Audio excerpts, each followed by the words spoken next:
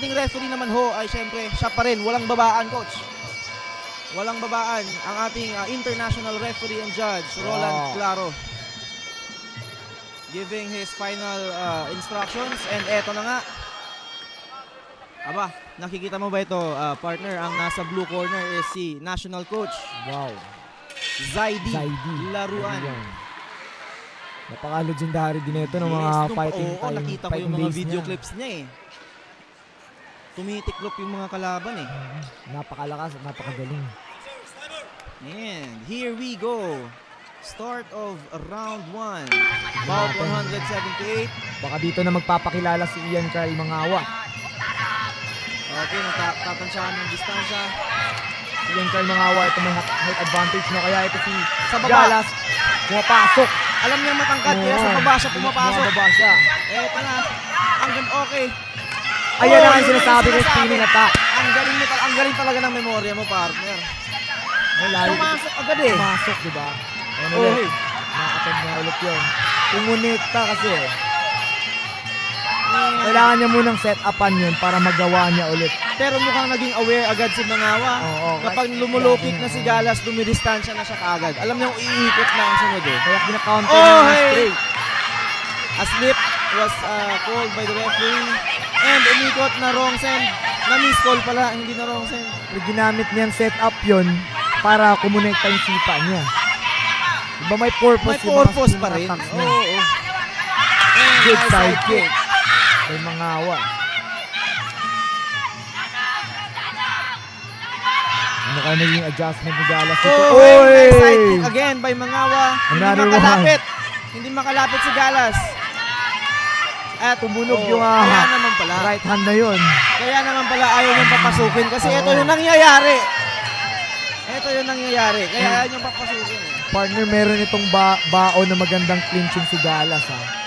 Huwag namin i-overlook yung clinching niya dahil sa mga spinning attacks niya. Magagamit ba ni Mangawa yung height advantage niya pagdating sa clinch or mas magagamit ni Galas yung kanyang veteran experience? Pero sa ngayon, nakita natin yung mga push. Another, we are on the plum. Bigayan ng tuhod at inawat ng referee. Reset po tayo. Marunong din sa clinch ito si Mangawa. Tatansyahan. Ayan alam niyang kasunod eh. Kapag nag-low kick, alam niyang may kasunod na yun eh. Umaatras na si Mangawa eh. And we are on the plum. Ang bigayan ng elbow. Pastong handog from Mangawa. May bigayan ng elbow agad. Advance Merry Christmas.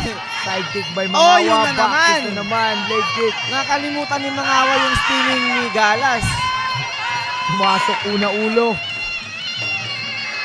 Ano ba dapat ang unang ipapasok? Jab. Jab dapat. Oo, bago pumasok. Bago ipasok yung ulo. Focus tayo sa laban. Alright.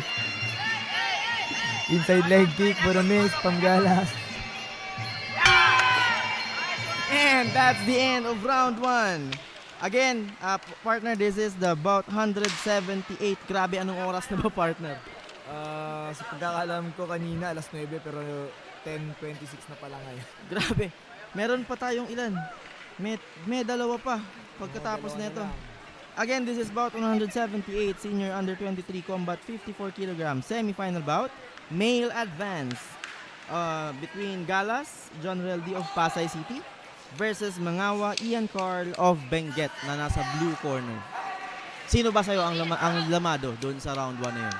Mahirap sabi coach kasi power strikes kaya Galas. Galas, oo. Pero etong si Mangawa naman, ang defensive niya, oo. Alam niya kasi talagang lugi siya sa inside. Yung side kick niya, binitawan, nilabas agad. Yung clinching niya, nilabas niya rin agad eh. Kasi yung beautiful display of beautiful techniques sa pagkakaalam ko ay kasama dun sa scoring. Oo, kung gaano mo kaganda binitawan yung technique. And second round, sinimulan na ni referee. Round 2. Hindi kumukonekta yung leg kick ni